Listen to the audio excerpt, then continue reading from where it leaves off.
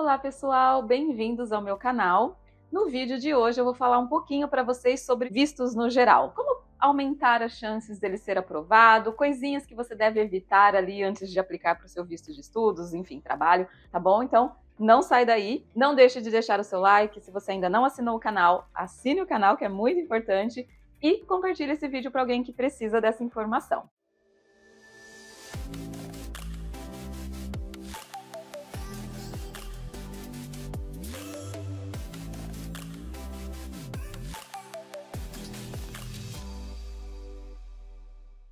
Eu sou Karine Anne, eu sou consultora de imigração e eu te ajudo a trabalhar, estudar e a imigrar para o Canadá. Vistos de estudos, trabalho, visitante, enfim, vistos de residência temporária aqui no Canadá. Eu vou falar uma série de coisinhas interessantes, de dicas e te ajudar nessa clareza ali de aplicação, entender um pouquinho como que o sistema funciona, qual que é a cabecinha do oficial que vai analisar a sua aplicação de vistos e, obviamente, dar dicas do que você deve evitar quando você estiver nesse processo. Primeira coisa a se considerar: se você está aplicando para um visto de estudos aqui no Canadá, você tem uma série de documentações que você vai precisar antes de fazer a sua aplicação. Dentre as principais ali, em termos de documentação, é a LOA, que é a Carta de Aceitação da instituição de ensino no qual você vai estudar aqui no Canadá. Dentro dessa LOA vai estar ali especificado o tempo de seus estudos, o valor médio ali que você vai pagar e tudo mais. A partir dali, você tem, hoje em dia, uma opção adicional de como você vai aplicar para o seu visto de estudos. Para aquelas pessoas que se qualificam para o SDS, que é o Student Direct Stream, existe ali uns requerimentos, você tem que ter determinado teste de inglês, já tem que fazer o pagamento de um ano antecipado do college direto para o college e também o depósito do valor específico para o custo de vida numa conta garantida aqui no Canadá. Isso é uma questão de análise de visto mais rápida e um pouquinho diferente. Ela costuma ser um pouquinho mais segura, então é um sistema, vamos dizer assim, pré-pago. O governo entende que a pessoa já meio que antecipou quase todo o pagamento, já comprovou que tem o valor dos 10 mil para o estudante ali de custo de vida, então ele tem uma análise um pouco mais simplificada. Então, normalmente, para aplicações que têm um pouquinho mais de risco, um pouquinho mais de dificuldade da gente explicar certas coisas, esse pode ser o meio mais adequado se você se qualifica. Entenda que, mesmo sendo o SDS, o Student Direct Stream, não quer dizer que, se cair ali numa malha fina, vamos dizer assim, o oficial não possa te pedir mais documentos. Mas, no geral, é para ser um método muito mais rápido, o governo tem prometido ali em 30 dias, e menos burocrático, menos complicado. Então, para aquelas pessoas que têm um perfil um pouquinho mais complicado, talvez essa seja uma opção mais interessante. Já para aquelas pessoas que não vão se qualificar para o Student Direct Stream, vão fazer a aplicação por vias convencionais, tá? Que sempre foi. O prazo de processamento, ele não está tão longo hoje em dia, mas ele pode variar. Então, sempre considera que entre mais ou menos 2 a 4 meses, dependendo do período que você vai aplicar. Então, a gente sempre consulta ali qual que é o prazo de processamento na época da aplicação. Então, para aqueles que forem fazer um programa de estudos aqui no Canadá, vale colocar esse tempinho ali na conta, porque é um tempo que vai ali comer do seu prazo. Então, sempre é bom fazer o planejamento da sua timeline com relação ao seu programa de estudos, tá bom? Para você não ter que depois gastar mais dinheiro, ter que postergar esse college e tudo mais. Mas vamos lá. Dentro dessa análise que vai o oficial pegar a tua aplicação, vai olhar toda a documentação que você enviar, o que é considerável? Como que o oficial vai analisar isso? São 4 pilares, mais ou menos, que vão ser avaliados dentro dessa análise. Primeiro deles, financeiro. Obviamente, financeiro é o mais importante de todos. Segundo deles, a sua intenção de estudos. Terceiro deles, os seus vínculos. Vínculo não é simplesmente eu ter um imóvel ou ter um carro. Tem muita gente que fala assim, se eu tiver um carro, eu tenho vínculo. Não, não tem, porque o carro é a coisa mais fácil do mundo de vender. Se eu tiver um imóvel aqui no Brasil, é um vínculo suficiente? Não, não é um vínculo suficiente. Se eu não tiver imóvel, minha aplicação vai ser negada? Não necessariamente. Vínculos, eu entendo como uma situação socioeconômica daquele candidato. Tanto é que um dos documentos que é obrigatório para brasileiro enviar na sua documentação, junto com a sua aplicação, é imposto de renda. E dentro desse imposto de renda vai ser avaliado ali se aquela pessoa tem investimentos, se ela tem renda necessária, se ela tem imóveis, enfim, todo um contexto econômico, social, para que o oficial entenda essa questão de vínculo. E por último, dentro desses pilares, é o seu histórico de viagens. Então é sim levado em consideração, por exemplo, se você já viajou para outros países, Se você tem visto, por exemplo, americano, muita gente fala, se eu tiver o meu visto americano, vai ser aprovado? Meu visto de estudos para o Canadá? Não necessariamente, mas se você tem, e se você já viajou para os Estados Unidos e voltou para o Brasil, isso é levado em consideração, porque mostra que você já teve a oportunidade, por exemplo, de estar em outro país, poderia ter ficado se você quisesse, você não ficou. Então, tudo isso pode contar positivamente. Então, quanto melhor for o seu histórico de viagens, também conta ali para avaliação, né, do oficial que está analisando o seu processo. Pensando nesses 4 pilares, então, é construir o seu perfil para que eles estejam todos equilibrados. E sempre é assim que eu vou tentar montar uma aplicação para um candidato meu, para um cliente meu e tudo mais. Então, vamos lá. Financeiro é, vamos pôr assim, praticamente 80% de toda a aplicação. Então, ele tem que ser muito bem documentado, muito bem explicado. Normalmente, o que o governo vai pedir? Que você apresente 4 meses de extratos bancários e essa última declaração de imposto de renda, tá? Isso para brasileiros. Então, é obrigatório ter a declaração de imposto de renda. E aí, a questão do imposto de renda, em alguns casos, dependendo de como for, eu peço para fazer uma retificação, peço para corrigir, para que possa aumentar as chances de ter a aprovação no visto de estudos. Por exemplo, empresários no Brasil, quem é self-employed, dono de empresa, normalmente faz uma declaração ali um pouquinho diferente, né? A pessoa nunca vai declarar rendimentos maiores e tudo mais, até por conta de, enfim, taxação, e cada um é cada um, ninguém tá julgando aqui. Mas vamos olhar o oficial, olhando aquela documentação.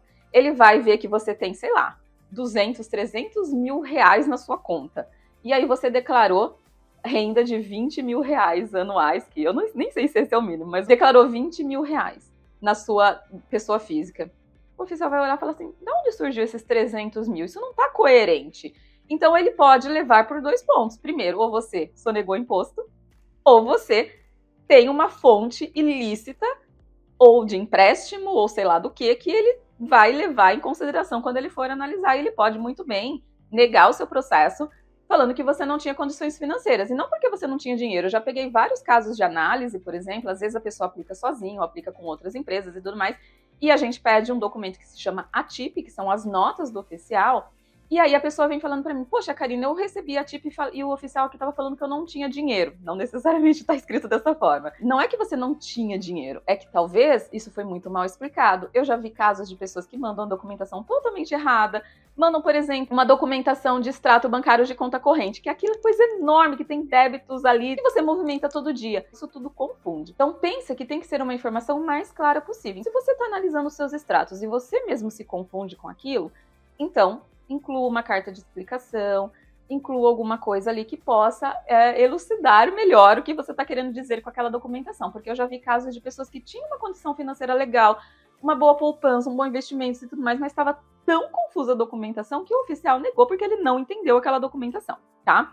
Outro fator, se você tem entradas pontuais de dinheiro naquele período de extratos que você está mandando, isso também tem que ser explicado. Da onde entrou aquele montante ali do nada, logo quando você estava aplicando o seu processo, tá? Porque o oficial pode entender que você pegou um empréstimo e não pode. Então, pensa nessa questão. O financeiro, ele não precisa simplesmente só ter o dinheiro. Além de ter o dinheiro, se tem uma situação ali que não está explicada, precisa ser explicado, precisa às vezes até colocar documentos de suporte e tudo mais. Segundo ponto da análise do seu visto, intenção de estudos. Eu sempre recomendo evitar, por exemplo, programas de estudos que não tem nada a ver com a sua trajetória profissional, salvo algumas ressalvas. Por isso que é importante a gente analisar direitinho, entender todo o contexto. Se você está nos seus 30 anos, mais ou menos, você se formou, você vem ali construindo uma carreira, possivelmente você se formou aos 24, 25 anos, se você vem trabalhando numa área especificamente, você já construiu um histórico de carreira, então o oficial entende que você está estabelecido na tua carreira. E o que seria o próximo passo na sua carreira? Por exemplo, eu sou engenheiro, trabalho ali com projetos e tudo mais, meu próximo passo agora, se eu quisesse estar aqui no Brasil e assumir um cargo maior, eu teria que fazer um curso, por exemplo, de gestão de projetos. Estou dando um exemplo, gente. Só para vocês entenderem. Então, ok, se você vira e fala assim, olha, eu tô buscando um programa de estudos em gestão de projetos, porque eu já trabalho há 5, 6 anos como engenheiro, e agora eu entendo que um cargo de gestão é bastante importante para minha carreira, esse seria o meu próximo passo na carreira. Fazer esse curso no exterior, fazer esse curso no Canadá, vai evidenciar ainda mais o meu currículo, vou ter ali experiências marcantes, experiências que vão contribuir para a minha vida como gestor, um gestor de projetos, quando eu voltar para o Brasil. E aí, nesse ponto, as pessoas falam assim, mas Karina, eu não quero voltar para o Brasil. Tudo bem, tá? Em muitos casos, as pessoas estão fazendo seus projetos de estudos aqui no Canadá para depois imigrarem. Entende-se que esse é um caminho natural, um caminho que o Canadá vai dar chances para você imigrar depois, né? Ali a gente tem processos provinciais, estudante internacional ganha pontos adicionais dentro do sistema federal. Tudo isso, ok. Se você, depois que estiver aqui, quiser ficar, você vai ter meios para isso. Só que o oficial não pode entender naquele momento que você está vindo estudar simplesmente porque você quer ficar aqui no Canadá, porque ele pode entender que a sua intenção ela não é genuína. Então, se você não tem uma intenção genuína, você pode ser uma pessoa que vai ficar no Canadá a qualquer custo. E não é isso que o Canadá está buscando. Então, entenda que quando a gente está construindo essa historinha, essa carta de intenção, é buscar o que faz sentido para você na sua carreira. Então, sempre pensa qual seria o próximo passo que você daria aí no Brasil se você tivesse nesse projeto. Fazer uma pós-graduação. Poxa, se eu já tenho 10 anos de experiência numa área específica e é uma área mais analítica e tudo mais, e meu próximo passo seria uma gestão, faz muito sentido você buscar isso aqui no Canadá, porque você vai ter chances de colocar na sua cartinha que você está buscando estudar num dos melhores países para isso, num dos destinos mais procurados para estudantes internacionais. Que essa troca cultural com outras pessoas de várias partes do mundo vai ser muito importante para você trabalhar a sua liderança com pessoas diferentes, de estilos diferentes. Então, essa troca de culturas, esse intercâmbio de cultural é muito bom. E sem contar que você estará aperfeiçoando o idioma, o que no Brasil é um asset muito bom você ter o inglês mais desenvolvido, com mais fluência e tudo mais. Então, tudo isso cola bem quando você está construindo a sua intenção.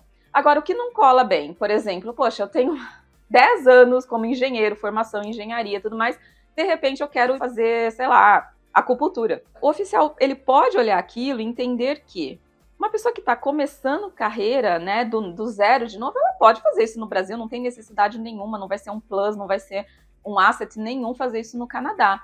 Então, por exemplo, se a gente tem uma intenção de estudos distorcida, com um financeiro fraco, uma pessoa que não tem um histórico de viagens bom e também não tem tantos vínculos, isso pesa muito no processo. A intenção de estudos é o segundo maior motivo de negativa hoje de vistos, tá? Então, é importante trabalhar bem essa questão.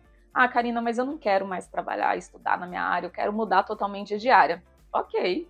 Então, se o resto do seu processo está comprometido, tá tudo ali muito, né, tá gerando dúvidas e tudo mais, a minha recomendação é que você escolha um programa que faça sentido, que vai trabalhar bem a sua intenção de estudos, e quando você chegar aqui no college, você vai lá com o seu coordenador do curso e mude seu programa. Porque uma vez que você está aqui no Canadá, ninguém vai te questionar nada. Então, isso pode ser uma solução, tá bom? Então, pense nisso.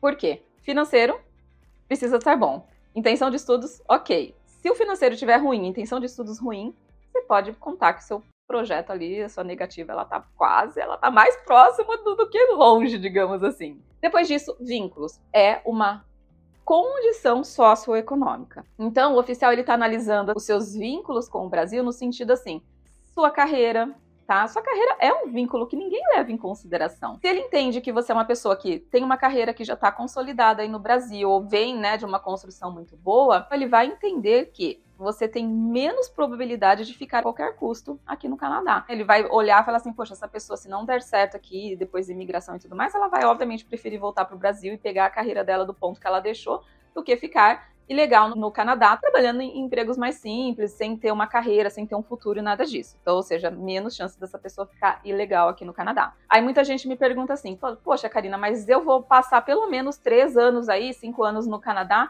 como que a minha carreira é um vínculo? É um vínculo, tá? O oficial entende que você vai pedir demissão, que você vai sair, mas uma pessoa que tem uma carreira consolidada, bem construída no Brasil, vai passar uma temporada fora aperfeiçoando os seus conhecimentos, reciclando e tudo mais. Quando ela voltar para o Brasil, ela tem grandes chances de voltar naquele ponto que ela estava ou até melhor. Então, carreira é sim um vínculo. Questão de ter imóveis e tudo mais, isso mostra a sua condição econômica, no sentido assim, poxa, uma pessoa que já construiu uma carreira legal, que vem de um salário legal, ela já construiu bens e tudo mais, então isso é visto de forma positiva, tá? Não é uma coisa que eu posso dizer assim, ter uma casa no Brasil vai ser aprovado o meu visto. Não é assim. Pensa nesses pilares que eu estou falando para você, tudo é uma construção do perfil.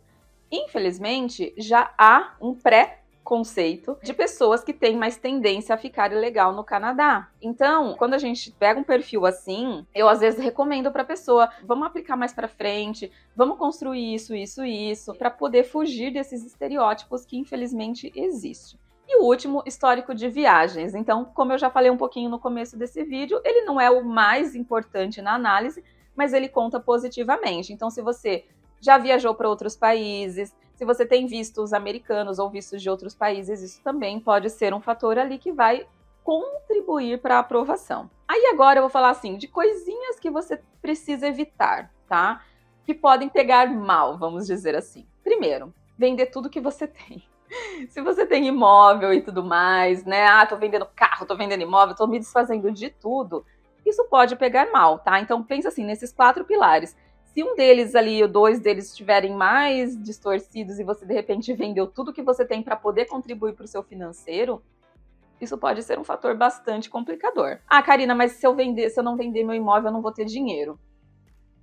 Então, é uma análise que a gente precisa fazer. Se você está vendendo tudo que você tem, você vai precisar fazer isso de uma forma muito bem calculada para que isso não seja tão evidente na sua declaração de imposto de renda. E também para que não apareça uma entrada pontual ali nos 4 meses de extratos bancários que você precisa apresentar.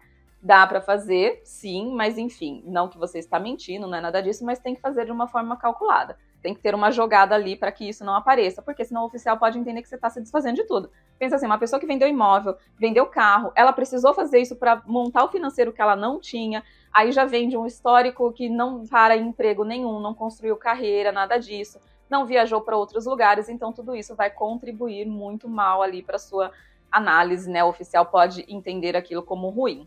Outra coisa, pedir demissão. Quando você for aplicar para o seu visto de estudos ou qualquer outro tipo de visto, é ideal que você esteja trabalhando.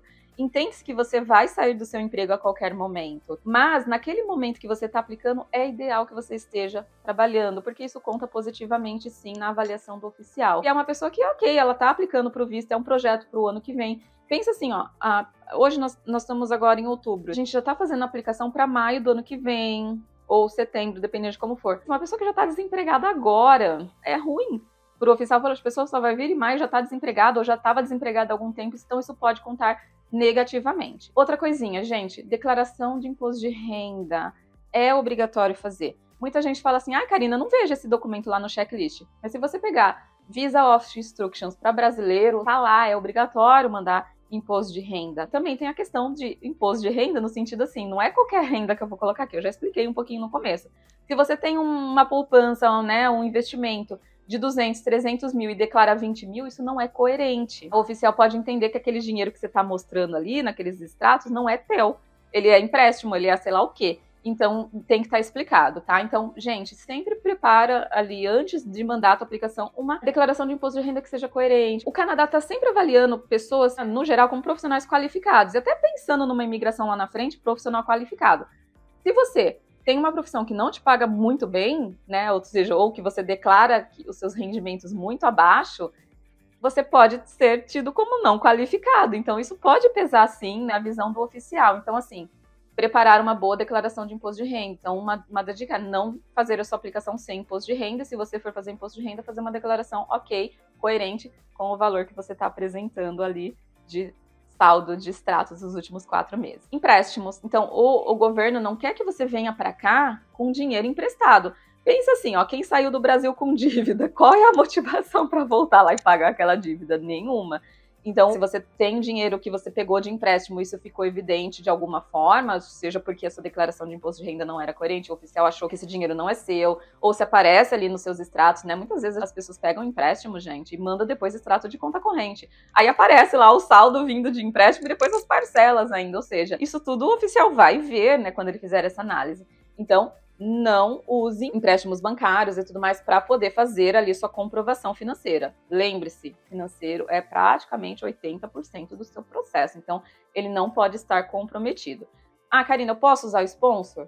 Pode, e eu sempre brinco, use com moderação. Vamos pensar assim, uma família com 1 filho, 2 filhos, por exemplo, um casal que está ali perto dos seus 40 anos, não é tão legal usar sponsor, ainda mais se for para 100% da comprovação financeira, porque isso pode pegar mal. O oficial pode entender, poxa, a pessoa está fazendo uma mudança, um projeto desse de vida e está contando com 100% do dinheiro de terceiros, então isso não pega muito bem. Mas assim, se o meu financeiro não está tão bem suplementado, eu tenho dinheiro, mas não tenho todo o dinheiro e tudo mais, talvez usar parte ali de um sponsor, né, pai, mãe, por exemplo, alguém da família, para suplementar isso pode ser ok. Mas 100%, dependendo do seu perfil, não é legal. Agora, já é diferente para a pessoa que acabou de se formar, né? Vai vir aqui para uma experiência, intercâmbio pós-estudos, é super novo, ainda não consolidou carreira. Aí sim os pais podem ajudar, é visto de uma outra forma. Então pensa que é tudo um contexto que precisa ser analisado. Outras coisas que você pode considerar assim, se você está fazendo sua aplicação sozinho, não mandar nada incompleto, esquecer de informações que você está colocando no seu formulário, não esquecer de documentação, porque eu já vi sim processos serem negados porque, não mandou uma tradução adequada, não mandou um documento adequado, tá? Então assim, tem que estar completo o seu processo. E por último, não contrate um consultor, alguém que vai te ajudar que não seja regulamentado pelo governo do Canadá. Por que isso? Uma pessoa que é regulamentada, ela pode, por lei, te representar perante o consulado. Ela tem todo o conhecimento necessário para te orientar no seu processo e ela pode representar você perante o consulado. Então, sempre que você for buscar uma ajuda especializada, conte com um profissional que seja regulamentado. Porque depois, se der problema, aquela pessoa que fez o seu processo, ela não pode falar por você no consulado, tá bom? Então essas foram as minhas dicas de hoje, eu espero que você tenha gostado muito desse vídeo, eu espero que esse vídeo te ajude de alguma forma. Se você está assistindo e acha que vai ajudar um amigo, alguém, compartilhe esse vídeo com seus conhecidos, com seus amigos também, tá bom? Muito obrigada por me acompanhar no vídeo de hoje, espero que vocês tenham gostado e até o próximo. Tchau, tchau!